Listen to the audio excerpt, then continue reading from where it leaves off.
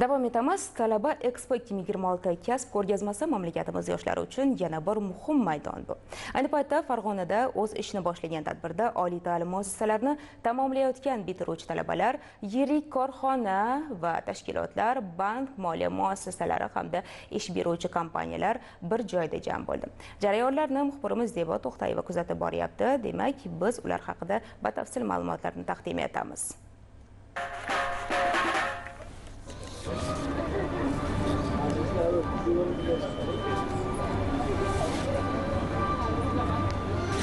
Assalomu alaykum, rahmat Xulkar.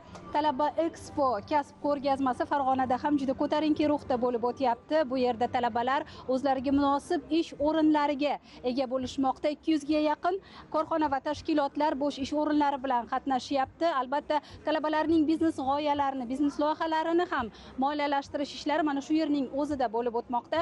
Suhbatdoshim Farg'ona davlat universiteti rektori Bahodir Shermuhamedov. Bahodir aka, assalomu alaykum. Bu yil Farg'ona davlat universitetini qancha bitiruvchi tamomlayapti va ularning bandligini ta'minlash masalalariga qanday e'tibor qaratilyapti? Bugungi kunda Farg'ona davlat universitetini 6890 nafar bitiruvchi demak bitiradi. Ularni ishga jalb qilish bo'yicha mana muhtaram prezidentimizning tizimlari tashkil etilgan. Bu o'tgan yilgi mana 2025-yil 14 fevraldagi o'sha 61 sonli qarorlari, bu oliy ta'lim bitiruvchilarini ish bilan band qilish loyihasi va mana kelajakka qadam dasturini tizimli tashkil qilib berganliklari va shu bilan birga mana yaqindagina 2026-yil 1-iyunda ham mana muhtaram prezidentimizning qarorlari chiqdi. 210 sonli qarorlari chiqdi. Shu qarorda demak hamma tizim qilinadigan ishlar, ularning rejasi, yo'l xaritasi bilan tashkil qilib berildi. Mana bugun ko'rib turibsiz, Farg'ona viloyatida 10 mingga yaqin mana shu muhtasham mana shu bog'imizda, So'lim bog'imizda bitiruvchilar, universitetdagi mana shu oliygohlar bitiruvchilari yig'ilgan. Mana universitetimiz o'zidan 3,5 mingga yaqin bitiruvchilar qatnashyapti. Albatta, korxona, tashkilot, muassasalar mana shu takliflar o'rganilyapti. Ish joylari mavjud. Oliy ta'lim muassasasini bitirganlar uchun ham alohida ish o'rinlari mavjud. Alohida aytishimiz mumkin texnik sohada, pedagogika sohada. Mana bugungi kunda maktabgacha ta'lim rivojlanib boryapti. Maktabgacha ta'lim sohasini o'zida 1000 ga yaqin ishchi o'rinlar bor.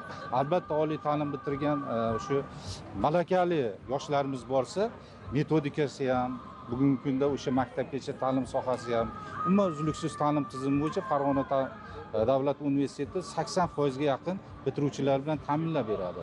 Mana o'tgan yil kelajakka qadam dasturini muhtaram prezidentimiz g'oyalari bilan tashkil etildi. Farg'ona davlat universiteti 8 milliard 300 millionlik 348 ta loyihani yutib oldi. Mana hozir talabalarimiz, bitiruvchilarimiz 1 yil o'tib o'zlari ish beruvchi bo'lyapti. Ishga joylashuvchi emas, o'zlari ish beruvchi bo'lib, mana yarmarkada qatnashyapti, mehnat mana Expo, Talaba Expo 26 loyihasida qatnashyaptilar. Bu yilning o'zida hozirgi kungacha bitiruvchilarimizni 42% ni ish bilan ta'minladik. 42% dan ortig'ini ta'minladik va 6 milliard 200 millionga yaqin banklar bilan, ayniqsa O'zbekiston Milliy banki bilan mana shu o'zimizga yarasha loyihalar, shartnomalar asosida loyihalarimizni berdik. 100 ga yaqin loyihalar berdik. Shu bilan birgalikda rahmat. Ko'rib turganingizdek, Talaba Expo kasb ko'rgazmasi mana shunday bir ko'tarinki o'tyapti va bugun yoshlar rahbar va yoshlar uchrashuvi ham tashkil etilishi mana shu Talaba Expo ko'rgazmasi doirasida bo'lib o'tadi va biz keyingi dasturlarimizda bu haqda yana batafsil ma'lumot beramiz. Bizda hozircha shular edi. Ma'lumotlar uchun hamkasbimiz Zebo To'xtayevaga minnatdorlik bildiramiz va biz dasturimizni yana jonli ulanishlar bilan davom ettiramiz.